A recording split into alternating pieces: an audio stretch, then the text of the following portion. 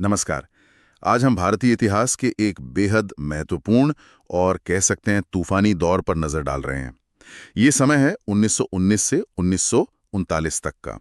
ये वो दो दशक थे जब भारत का स्वतंत्रता संग्राम, जो पहले शायद कुछ पढ़े लिखे लोगों तक सीमित था, वो बदलकर एक विशाल जन आंदोलन बन गया। हमारे पास इस पर कुछ काफी गहरे नोट्स हैं और कोशिश रहेगी कि इनमें से सबसे जरूरी बातें निकालकर सामने रखें। बिल्कुल। और ये दौर इसलिए भी खास है क्योंकि पहले विश्व युद्ध के बाद उम्मीदें बहुत थीं जो पूरी नहीं हुई, और फिर इसी उथल-पुथल के बीच महात्मा गांधी राष्ट्रीय मंच पर आए। उन्होंने संघर्ष का तरीका ही बदल दिया। अहिंसा, सत्याग्रह, ये शब्द आम हो गए। हाँ, और सिर्फ नेता नहीं, बल्कि किसान, मजदूर, छात्र, महिलाएं, समाज का हर तबका इससे जुड़ा। तो चलिए इस अहम दौर की कहानी को परत दर परत खोलते हैं, समझते हैं कि कैसे इन घटनाओं ने आजादी की नींव रखी। शुरुआत करते हैं पहले विश्व युद्ध के ठीक बाद के माहौल से। देखिए, प्रथम विश्व युद्ध 1914-18 में लाखों भारतीय सैनिक लड़े थे ब्रिटिश साम्राज्य के लिए। तो उम्मीद थी कि भाई इस वफादारी के बदले कुछ राजनीतिक अधिकार मिलेंगे, शायद स्वशासन की तरफ कुछ कदम। पर हुआ ठीक उल्टा। युद्ध खत्म होते ही अंग्रेजों ने इनाम की जगह दे दिए दमनकारी कानून।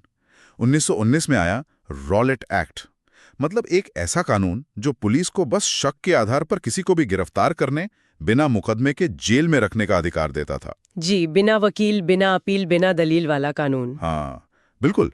ये तो सीधी चोट थी। लगा कि भाई हमारी वफादारी का ये सिला है, और ज्यादा शक और नियंत्रण। बिल्कुल। और इसी कानून के विरोध में फिर देश भर में हड़तालें हुई, प्रदर्शन हुए, और इसी माहौल में अमृतसर में वो भयानक घटना घटी, जलियांवाला बाग हत्याकांड, 13 अप्रैल 1919, बैसाखी का दिन। वो तो आज भी रोंगटे खड़े कर देता है। हजारों निहत्थे लोग शांति से सभा कर रहे थे। हाँ, रॉलेट एक्ट के विरोध में। और जनरल डायर ने बिना किसी चेतावनी के गोली चलवा दी। सैकड़ों लोग मारे गए, हजारों घायल हुए। उस बाग से निकलने का बस एक ही रास्ता था, उसे भी बंद कर दिया गया। इस बर्बरता ने तो जैसे पूरे देश को हिला दिया। टैगोर ने अपनी नाइटहुड लौटा दी। गांधी जी, जो शायद पहले थोड़ा यकीन रखते थे ब्रिटिश न्याय में, उनका भी भरोसा टूटा। क्या यहीं से गांधी जी का ब्रिटिश राज के खिलाफ वो बड़ा राष्ट्रव्यापी आंदोलन शुरू करने का मन बना? हाँ, काफी हद तक कह सकते हैं। यहाँ दिलचस्प बात यह है कि ये सिर्फ राजनीतिक घटनाएं नहीं रहीं, ये एक नैतिक सवाल बन गया। विश्वासघात की भावना बहुत गहरी थी। इसने साफ कर दिया कि ब्रिटिश शासन असल में दमनकारी है, और इसने गांधी जी को वो जमीन दी, वो नैतिक आधार दिया जहां से वो जनता को अहिंसक प्रतिरोध, मतलब असहयोग के लिए तैयार कर सके। यहीं से सही मायनों में गांधी युग शुरू हुआ। और इसी पृष्ठभूमि में फिर 1920 में शुरू हुआ असहयोग आंदोलन। नाम से ही जाहिर है, ब्रिटिश सरकार से कोई सहयोग नहीं करना। आपने दो कारण तो बताए, रॉलेट एक्ट और जलियांवाला बाग, पर इसमें एक तीसरा अहम मुद्दा भी था, खिलाफत का। वो कैसे जुड़ा? देखिए, पहले विश्व युद्ध में तुर्की ने ब्रिटेन के खिलाफ जर्मनी का साथ दिया था। युद्ध में हार के बाद अंग्रेज और उनके साथी देश तुर्की के ऑटोमन साम्राज्य को खत्म कर रहे थे, और तुर्की के सुल्तान को दुनिया भर के सुन्नी मुसलमान अपना खलीफा यानी धार्मिक प्रमुख मानते थे। तो भारत के मुसलमान इससे बहुत नाराज थे। उन्होंने खलीफा की सत्ता बनाए रखने के लिए खिलाफत आंदोलन शुरू किया। अच्छा, तो गांधी जी ने इसमें क्या देखा? गांधी जी ने इसे हिंदू मुस्लिम एकता का एक बड़ा मौका माना। उन्हें लगा कि अगर कांग्रेस खिलाफत का साथ देती है तो दोनों समुदाय मिलकर अंग्रेजों के खिलाफ लड़ सकते हैं। ये आंदोलन का आधार बहुत बड़ा करने का एक तरीका था। तो हाँ, रॉलेट एक्ट, जलियांवाला बाग और खिलाफत, इन तीनों ने मिलकर असहयोग आंदोलन की जमीन तैयार की। और ये आंदोलन वाकई में बहुत बड़ा था। तरीके क्या थे? सिर्फ प्रदर्शन नहीं। नहीं, सक्रिय असहयोग। वकीलों ने अदालतें छोड़ी, छात्रों ने, शिक्षकों ने सरकारी स्कूल कॉलेज छोड़े, लोगों ने नौकरियां छोड़ी, उपाधियां लौटाई। हाँ, और सबसे ज्यादा असरदार था विदेशी कपड़ों का बहिष्कार। उनकी होली जलाई गई। और फिर चरखा चलाना, खादी पहनना, ये स्वदेशी का प्रतीक बन गया। यहाँ ये वास्तव में दिलचस्प हो जाता है कि कैसे आम लोग जो शायद पहले राजनीति से दूर थे, वो भी इसमें शामिल हुए। हाँ, ये इसकी सबसे बड़ी बात थी। पहली बार आंदोलन शहरों से निकलकर गांवों, कस्बों तक पहुंचा। किसानों ने लगान देने से मना किया कहीं-कहीं, आदिवासियों ने जंगल कानून तोड़े, महिलाओं ने पर्दा छोड़ा, धरने दिए, गिरफ्तारियां दी, शराब की दुकानों पर, विदेशी कपड़ों की दुकानों पर। इसने तो ब्रिटिश प्रशासन को हिला दिया होगा। काफी हद तक आर्थिक चोट भी पहुंची, विदेशी माल का आयात बहुत घट गया। लेकिन इतने बड़े जन आंदोलन को पूरी तरह हिंसक रखना ये एक बहुत बड़ी चुनौती थी। और यहीं पर वो चौरी चौरा की घटना आती है ना? फरवरी 1922 में। जी, उत्तर प्रदेश में गोरखपुर के पास चौरी चौरा में पुलिस ने प्रदर्शनकारियों पर गोली चलाई। जवाब में गुस्साई भीड़ ने थाने में आग लगा दी, जिसमें कई पुलिस वाले मारे गए। और इस हिंसा की खबर मिलते ही गांधी जी ने फौरन आंदोलन वापस ले लिया। हाँ, फौरन। ये फैसला बहुत विवादास्पद रहा। कई बड़े नेता भी इससे सहमत नहीं थे। उन्हें लगा कि जब आंदोलन चरम पर है तब उसे रोकना। बिल्कुल, उन्हें लगा ये ठीक नहीं। लेकिन ये गांधी जी के सिद्धांतों को दिखाता है। उनके लिए अहिंसा सिर्फ रणनीति नहीं थी, वो एक अटूट विश्वास था। उन्हें लगा कि लोग अभी तैयार नहीं हैं, और ये सवाल भी उठता है कि क्या इतने बड़े आंदोलन को पूरी तरह काबू में रखा जा सकता है? हाँ, ये दुविधा तो है, लक्ष्य और साधन की पवित्रता। बिल्कुल। पर आंदोलन भले ही वापस हुआ, उसने लोगों में एक जबरदस्त राजनीतिक चेतना और आत्मविश्वास भर दिया था। ये सीख दिखा दिया कि हाँ, हम अंग्रेजों को चुनौती दे सकते हैं। अच्छा, तो असहयोग आंदोलन रुकने के बाद कुछ समय के लिए एक ठहराव सा आया होगा। हाँ, थोड़ा तो आया, लेकिन काम रुका नहीं, बस तरीके बदले। कुछ नेता जैसे चित्तरंजन दास, मोतीलाल नेहरू, वो गांधी जी के फैसले से सहमत नहीं थे। उनका क्या मानना था? उनका मानना था कि विधान परिषदों का बहिष्कार करने के बजाय उनमें घुसकर अंदर से ब्रिटिश नीतियों का विरोध करना चाहिए। अच्छा, अंदर से लड़ना। जी, इसी सोच से 1923 में बनी स्वराज पार्टी। तो स्वराज पार्टी ने क्या किया? क्या वो सफल रहे? उन्होंने चुनाव लड़े और केंद्रीय विधानसभा और कई प्रांतों में अच्छी सीटें जीती। परिषदों के अंदर उन्होंने सरकारी प्रस्तावों का खूब विरोध किया, बजट रोके, बहसें की।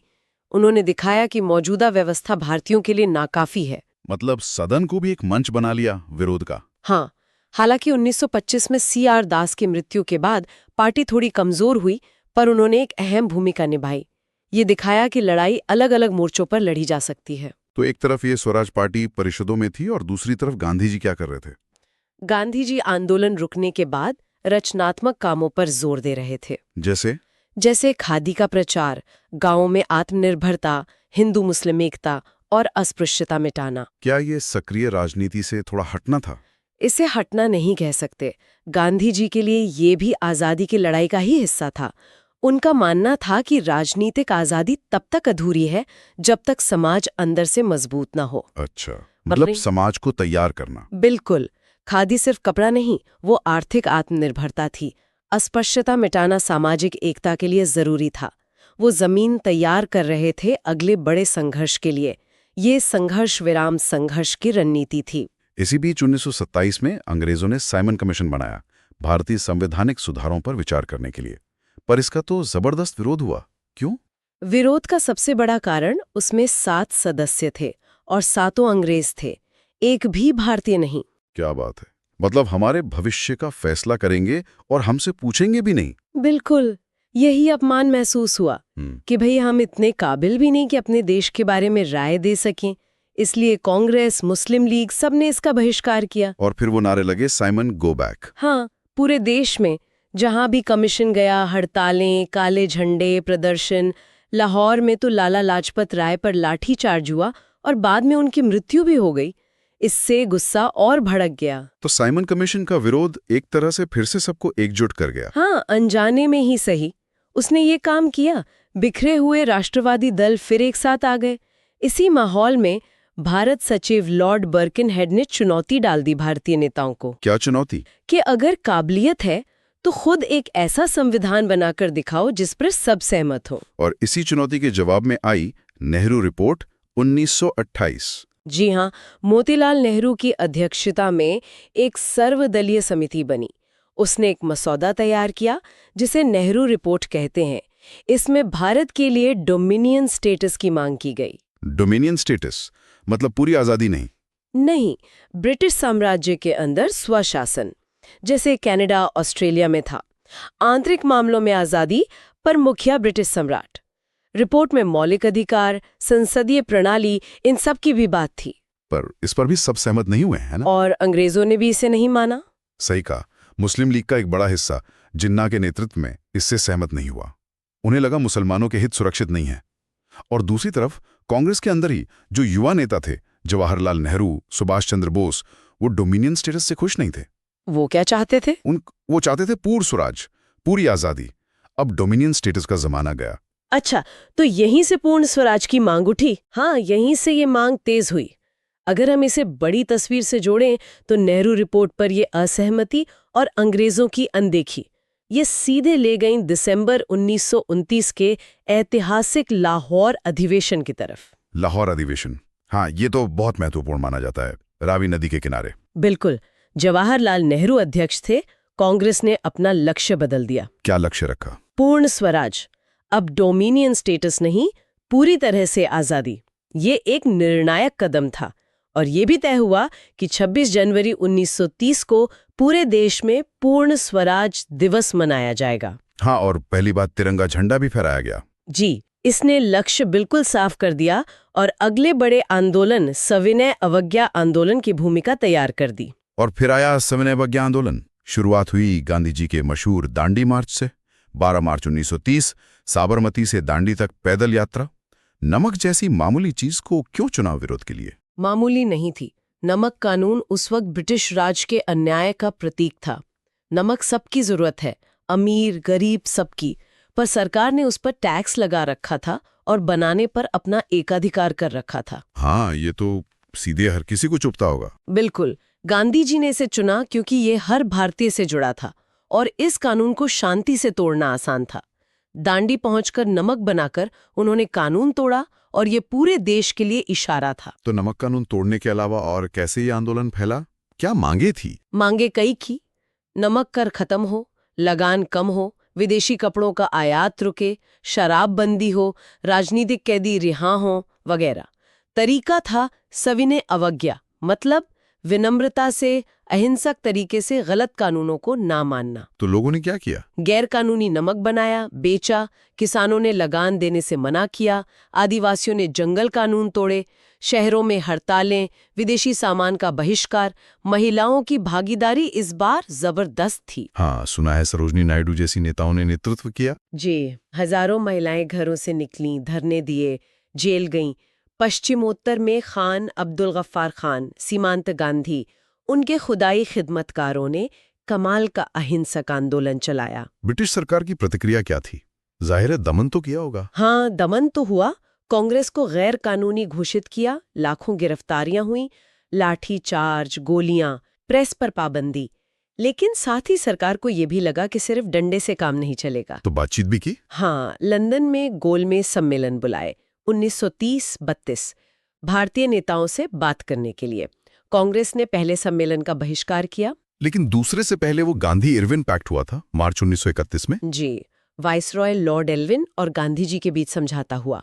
सरकार ने कैदियों को रिहा करने, जब्त संपत्ति लौटाने, नमक बनाने की छूट देने जैसी बातें मानी। और बदले में गांधी जी ने सविनय अवज्ञा आंदोलन स्थगित किया और दूसरे गोलमेज सम्मेलन में जाने को तैयार हुए। इस समझौते की आलोचना भी हुई थी, है ना, खासकर भगत सिंह के फांसी को लेकर। हाँ, युवा वर्ग काफी नाराज था, लेकिन गांधी जी को लगा कि बातचीत का एक मौका है।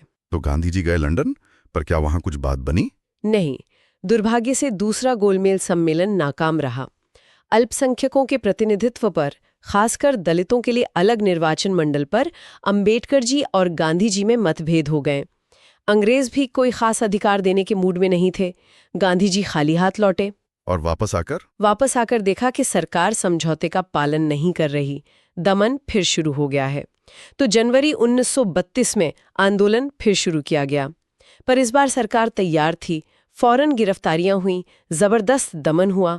तो आंदोलन धीरे धीरे ठंडा पड़ गया। हाँ, और मई 1934 में औपचारिक रूप से वापस ले लिया गया। इस सब के बीच ही ब्रिटिश सरकार ने वो भारत सरकार अधिनियम 1935 बनाया। जी, गवर्नमेंट ऑफ इंडिया एक्ट 1935।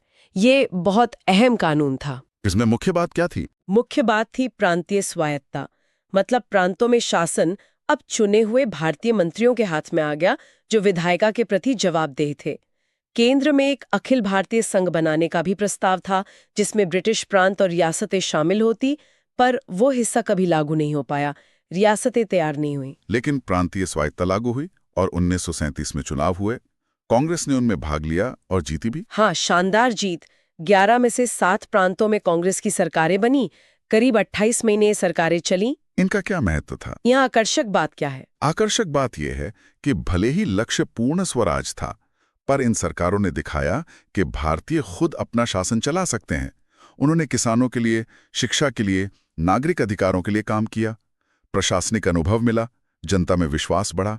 हाँ, अधिकार सीमित थे, गवर्नर से टकराव भी होता था, पर यह एक महत्वपूर्ण कदम था। 1930 के दशक के आखिर में आंदोलन के अंदर कुछ नई सोच भी आ रही थी। वामपंथी समाजवादी विचार। बिल्कुल, सुभाष चंद्र बोस, जवाहरलाल नेहरू, जिनमें समाजवादी झुकाव था, जयप्रकाश नारायण जैसे नेता। ये सिर्फ राजनीतिक आजादी नहीं, सामाजिक और आर्थिक बराबरी की भी बात कर रहे थे। किसानों, मजदूरों के आंदोलनों को भी कांग्रेस का साथ मिल रहा था। हाँ, ये कांग्रेस के अंदर एक वैचारिक मंथन का दौर था। वामपंथी धड़ा गांधीवादी तरीकों से थोड़ा असहमत था।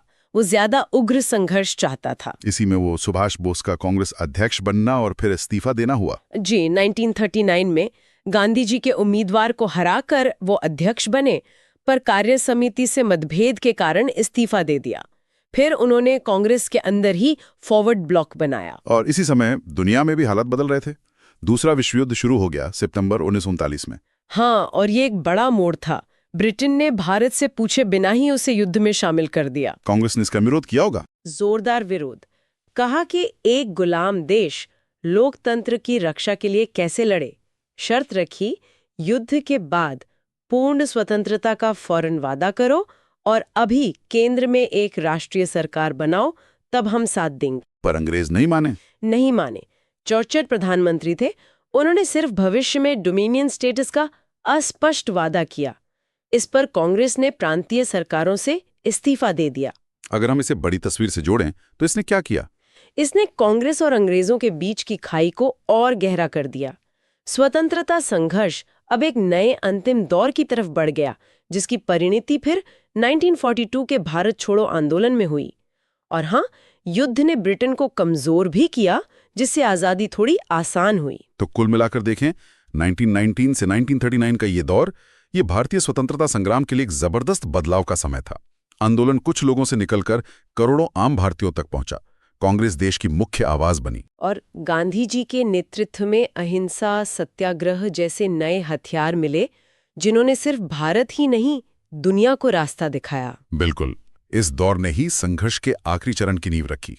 1942 का आंदोलन और फिर 1947 की आजादी। हाँ, जो राजनीतिक चेतना जगी, जो संगठन बने, जो नेतृत्व उभरा, वो सब इसी दौर की देन है। तो इसका मतलब क्या है? इसका मतलब है कि इस दौर को समझना आज के भारत को, उसकी राजनीति को, उसके समाज को समझने के लिए बहुत जरूरी है। ये सिर्फ इतिहास नहीं है। इस जानकारी की गहराई में उतरने के लिए धन्यवाद।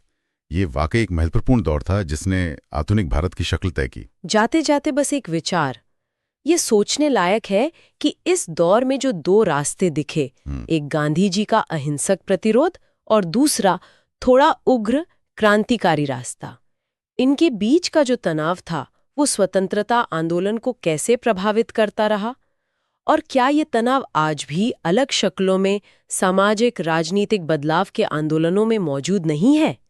कब बातचीत, कब सीधी चुनौती, ये सवाल शायद हमेशा रहेगा।